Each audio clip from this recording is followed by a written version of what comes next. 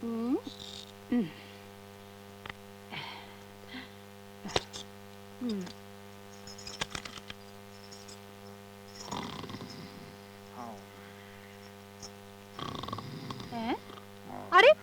এখনো ঘুমাচ্ছ? সিরিজটা বন্ধ করোনি? আরে ওঠো। তুমি মনোহারি দোকান সেজে কোথায় বেরোচ্ছ? কি যে তোমায় বলি না। আরে চৌধুরী গিন্নি ফোন করেছিল না, তার ঘরে আজ পার্টি হবে। তার মেয়ের সাথে আমার দীপুর বিয়ের কথাটা আজ ডিক্লেয়ার হবে। এই যে তোমায় ভালোই ভালোই বলে দিচ্ছি, তুমি আমার সঙ্গে যাবে যদি চলো, না হলে তোমার সেই নতুন সিন্ধুকের তালা ভাঙা হবে হবে হবে। লক্ষ্মী ভেঙো না। বলো যাবে নাকি?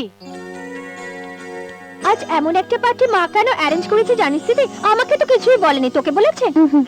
আসো আসো, নমস্কার, আসো। হ্যালো মন্দিরা। হাই। আরে এমন করে বসে আছো কেন? কোল্ড ড্রিঙ্কস অন্তত নাও। No thanks, enjoy yourself. Okay thanks. হ্যাঁ বিনয়, আসুন আসুন মিস্টার এন্ড মিসেস বসাক। ওহো, এ নামে ডাকার কি দরকার? আর কিছুক্ষণ পরেই তো সবাই জানবে আপনি আমাদের বেয়াই। দীপঙ্কর সে তার ড্যাডির সঙ্গে আসবে। ড্যাডি? সে লোকটার নামই হচ্ছে ড্যাডি। আসুন, কই এসো। আচ্ছা ব্যাপারটা বলতো, তোর মুখের হাসি কোথায় গেছে? কই না তো। হাই মীনাক্ষী। আরে পার্টনার অফ দ্য ইয়ার, তুমি ইনভাইটেড। Welcome welcome. এই দিদি, তোর পার্টনার তো এসেছে, তুই কথা বল, আমি আসছি। বাই। তুমি হঠাৎ এভাবে কেন হারিয়ে গেলে আমি এখনো বুঝতে পারিনি। বোঝার চেষ্টাও করবেন না দীপঙ্কর বাবু, সেটাতে কারোরই মঙ্গল হবে না। মীনাক্ষী, হাতটা ছাড়ুন। এই হাত চিরদিন ধরে রাখার জন্য তো তোমার মা পার্টির আয়োজন করেছেন। সব মানুষের ভাগ্যে স্বর্গসুখ থাকে না দীপঙ্কর বাবু।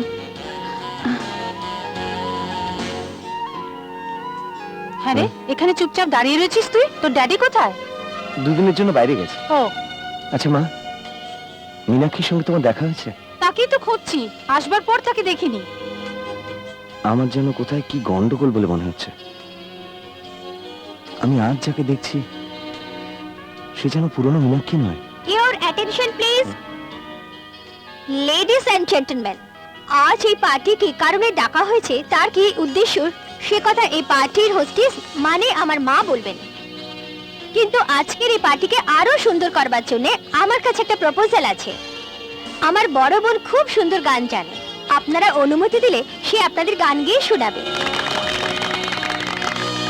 মনে এতে কি করছিস? গানা দিদি প্লিজ, গানা প্লিজ। লেডিস এন্ড জেন্টলম্যান, আমি আজ আপনাদের নিমন্ত্রণ করেছি, কেন এই পার্টি ডেকেছি সে কথা বলা হয়নি, বর্তমানে বলছি। আপনারা জানেন নিশ্চয়ই, শ্রী বাকুবিহারী বসাক এই শহরের একজন বিখ্যাত ধনী এবং ফাইন্যান্সার। তার একমাত্র পুত্র দীপঙ্করের সাথে আমার মেয়ের বিয়েটা দুই পরিবারের তরফ থেকে ঠিক হয়েছে। আর তাই দীপঙ্করের সাথে আমার মেয়ে মন্দিরের এনগেজমেন্টের কথা আমি আজ ঘোষণা করছি। শুনুন সবাই, এই পার্টির হোস্টেস মিসেস চৌধুরী এই শহরের একজন লিডিং ইন্ডাস্ট্রিয়ালিস্ট, কিন্তু আজ জানছি তার বিজনেস হচ্ছে মিথ্যের, ভণ্ডামির আর স্বার্থপরতার। দীপঙ্কর, আমাকে বলতে দিন মিসেস চৌধুরী, আপনি খালি আমাকে ঠকাচ্ছিলেন না, আমার বাবা মা এবং মীনাক্ষীকেও ঠকাচ্ছিলেন। আজ এখানে নিমন্ত্রিত সব অতিথিরা জানুক আপনি হাসতে হাসতে কেমন করে অন্যের কণ্ঠরুদ্ধ করেন।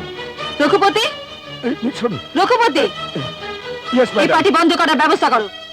পার্টি বন্ধ হয়ে যাবে, যে যার ঘরেও চলে যাবে, কিন্তু যে মানুষগুলো এখানে এসেছেন তারা সবাই আজকে জেনে যাক যে আপনি কত বড় গেম খেলতে চেয়েছেন। লেডিজ এন্ড জেন্টলম্যান, আমার সঙ্গে আজকে যার এনগেজমেন্ট হওয়ার কথা ছিল সে মন্দিরা নয়, সে হচ্ছে মীনাক্ষী। মীনাক্ষীকে আমি ভালোবাসি। এই হচ্ছেন আমার মা। আমার বাবাও আপনাদের মধ্যে আছেন। আমি আজ সবাইকে সাক্ষী রেখে বলছি, স্বর্গত সুদাম চৌধুরীর কন্যা মীনাক্ষী আমার ভাবী স্ত্রী। বাহ, একেই বলে পার্টনার।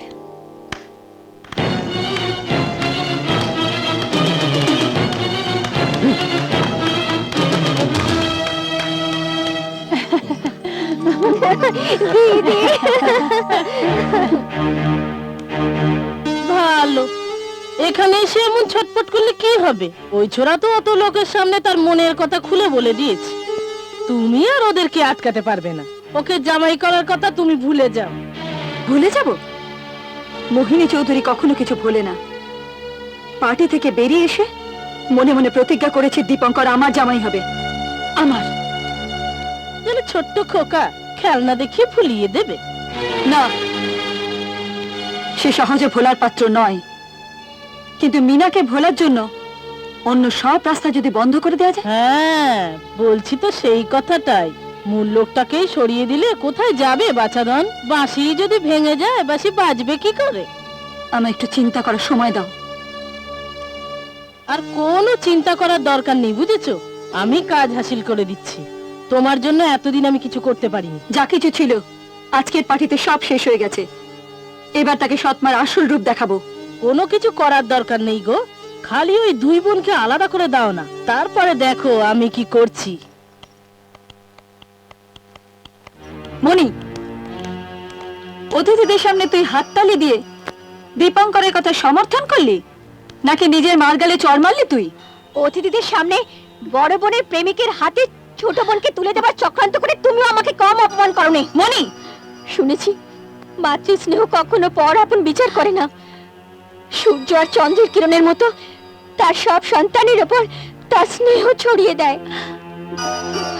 বাবার শব্দের পাশে যখন আমি বসে কাঁদছিলাম, এই দিদি তো বলেছিল, আরে তুই কেন কাঁদছিস? আমাদের বাবা চলে গেছে, কিন্তু আমাদের দুজনে তো মা আছে। বলো মা, যে বিশ্বাস আর ভরসা নিয়ে ও এই কথা বলেছিল, তুমি তার সেই বিশ্বাস রাখতে পেরেছো? তোর মাকে নিন্দে করছিস তুই? আরে ও যা করেছে তোর ভালোর জন্যই করেছে। তুই চুপ কর, তুই এই ঘরের কাজের লোক। দাদি বলে ডেকে আমরা এতদিন সম্মান দিয়ে আসছি, কুকুরকে লাই দিলে সে মাথায় চড়ে বসে। মনি, অনেক বড় বড় কথা শুনছি। পার্টি থেকে আরম্ভ করে এ পর্যন্ত আমি বহু অপমান সহ্য করেছি। একটা কথা মনে রাখ, আমি যা করি ঠিক করি, আর যা আমার মতে ঠিক তা তোদের সবাইকে ঠিক বলে মেনে নিতে হবে। তোমরা মা বেটা আমায় পার্টিতে ডেকে নিয়ে গেলে এই জন্যে? মা কি করলো? গয়না বাক্সটা ধাম করে বন্ধ করে দিল। ছেলে মেয়েটাকে টেনে এনে বললো এ আমার স্ত্রী। হয়েছে না বাকি আছে? আরে তোমাদের মা বেটাকে কত ধানে কত চাল না দেখিয়ে দিয়েছি, তাহলে আমার নামও বাকু বিহারী পোশাক নয় কো? জাস্ট লাইক আ হিরো মাই সন। ভরা মেয়ে পেলে প্রেমিকার হাত ধরে তাকে ভাবি স্ত্রী বলে ঘোষণা করাটা সাহসী প্রেমিকরাই করতে পারে। আমার কিন্তু আফসোস হয়ে গেল, আমি প্রেজেন্ট থাকতে পারলাম না। আমার আর কি করার ছিল? তুমি সেই যে বাইরে গেছো তো গেছোই, এই কাল রাত্রে এসে পৌঁছলে। হ্যাঁ, তারপরে কি হলো? চৌধুরী বংশের সম্পত্তি খালি বাবার চোখের সামনে নাচছে। তার বিশ্বাস, মন্দিরে যদি তার ঘরে বউ হয়ে চলে আসে, তাহলে চৌধুরী বংশের সম্পত্তি তার অ্যাকাউন্টে ট্রান্সফার হয়ে যাবে। তার মানে তোর বিরুদ্ধে ফোর্স বেশ শক্তিশালী। তোর কথা শুনে মিসেস চৌধুরীকে দেখার ভীষণ ইচ্ছে করছে, জানবার ইচ্ছে হচ্ছে সেই ভদ্রমহিলা কোন ধাতুতে গড়া।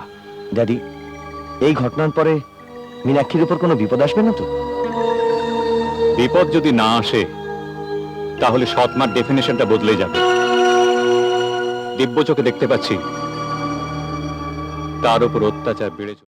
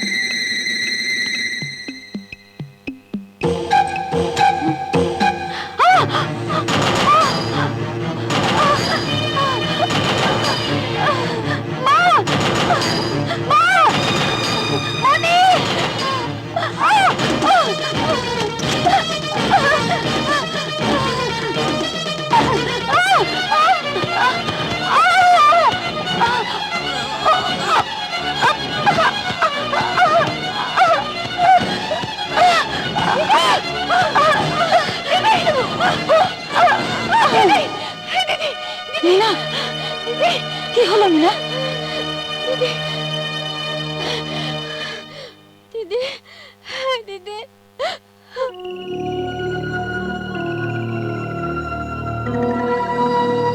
তেমন বিশেষ কিছু হয়নি, চোখে ব্লাড ক্লট করে গেছে। অপটিক নার্ভে আঘাত লেগেছে কিনা বর্তমানে কিছু বলা যাবে না। ওষুধ লিখে দিচ্ছি আমি। আজ রাতের আর কালকে।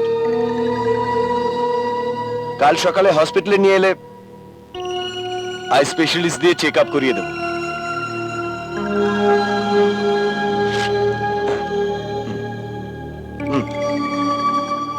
এখনই আমি ড্রাইভারকে পাঠিয়ে ওষুধ আনতে বলে দিচ্ছি।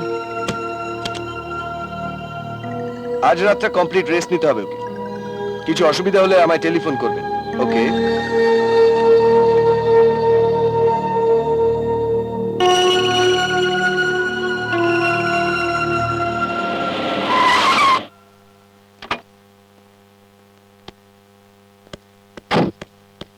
এনেছিস? দে।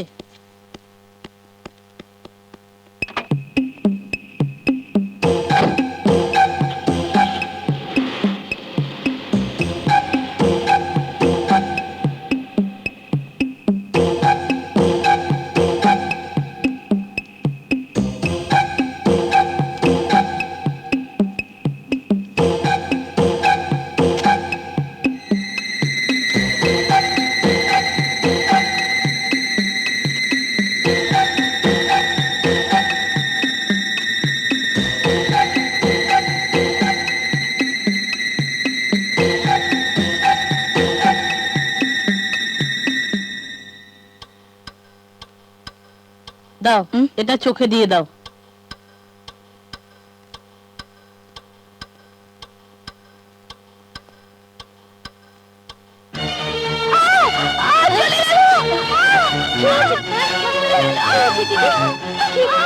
ও মা, তুমি এরকম করছো কেন? চোখে ওষুধ দেওয়া হচ্ছে না? আমি ওর হাত ধরছি, তুমি ওর অন্য চোখটা দিয়ে দাও তো।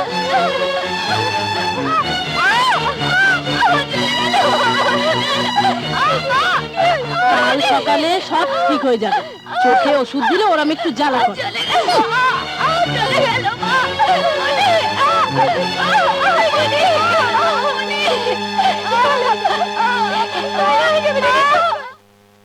কার কি লাভ হবে আমি জানি না, কিন্তু গত দুদিন ধরে আমি চিন্তা করে দেখেছি এটা সামান্য অ্যাক্সিডেন্ট নয়, কি বাই চান্সও নয়। ওকে জেনে শুনে ঠেলে ফেলে দেওয়া হয়েছে। আচ্ছা, আমার একটা প্রশ্নের উত্তর দিবি? এই ঘটনা 4 দিন হলো ঘটেছে। তার ছোট বোনই তার পাশে পাশে আছে, অধিকাংশ সময় তুইও তো রয়েছিস। তোর মা 3 দিন তাকে দেখে গেল। তার মা কতবার এসেছে? একবার এসেছিল। একবার কেন? টেল মি, একবার কেন? হ্যালো, হ্যাঁ মনি, জ্ঞান ফিরেছে?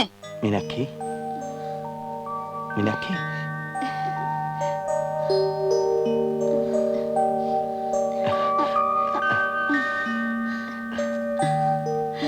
এখানে তো অন্ধকার কেন? একটু লাইটটা জ্বালাও না। অন্ধকার কোথায় দিদি? এখন তো দিন। দিন? হ্যাঁ, কিন্তু আমি তো কিছু দেখতে পাচ্ছি না। ডাক্তারকে ডাক। আমি সব কিছু অন্ধকার দেখছি। ডাক্তার! আমি কারো মুখ দেখতে পাচ্ছি না। ড্যাডি, ড্যাডি, আমি কিছু দেখতে পাচ্ছি না। আমি অন্ধ হয়ে গেছি। আমি কিছু দেখতে পাচ্ছি না। আরে, পেশেন্ট তো সেন্স এসে গেছে। হ্যাঁ ডাক্তার, ও বলছে আমি কিছু দেখতে পাচ্ছি না। হ্যাঁ? হ্যাঁ ডক্টর, আমি চোখে কিছু দেখছি না। অন্ধ হয়ে গেছে? আরে কি হয়েছে? এমন থ হয়ে দাঁড়িয়ে রয়েছে যে? মিনা, মিনা অন্ধ হয়ে গেছে শুনে হঠাৎ বুকের মধ্যে কেমন করে উঠলো। আরে ভীষণ খুশি হলে মাঝে মাঝে বুকের মধ্যে এমনটা হয়। ভালো হয়ে যদি ফিরে আসতো আবার তোমাকে জ্বালাতন করতো না। অন্ধ হয়ে গেছে সে, তোমার রাস্তা বিলকুল সাফ হয়ে গেছে। আর ভাবছো কেন? হঠাৎ বুকের মধ্যে যেন কেমন করে উঠলো। না না, ওসব তুমি কিছু ভেবো না। জীবন না গিয়ে খালি চোখ দুটোই চলে গেছে। এ কথা ওদের কানে গেলে দেখবে মনির জন্য তাদের কাছ থেকে প্রস্তাব এলো বলে। থাক পরমা,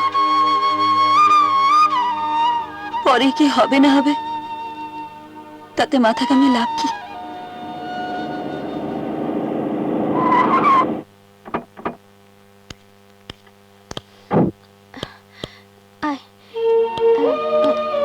আস্তে আস্তে।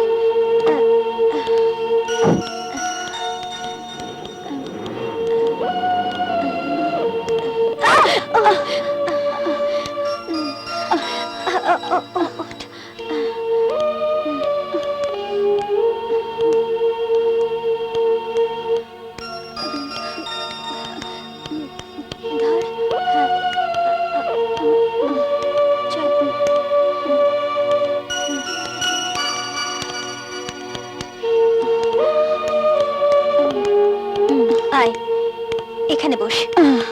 হ্যাঁ তুই আরাম করে বস। এখন দিন না রাত্রে রে মনি, নতুন অন্ধ হয়েছে তো দিন না রাত্রে বুঝতে পারিনি। অভ্যেস হয়ে গেলে সব ঠিক হয়ে যাবে। বল না দিন না রাত্রে। এই মনি, বেলায় 10টা এখন। সকাল 10টা বাজে?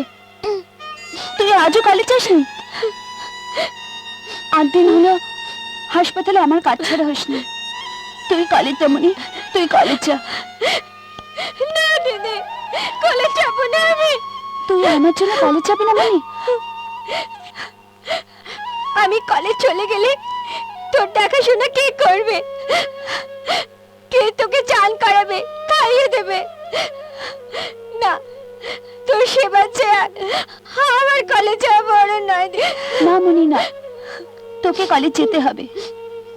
জানিস তো বাইরের দৃষ্টি চলে গেলে অন্তরের দৃষ্টি খুলে যায়।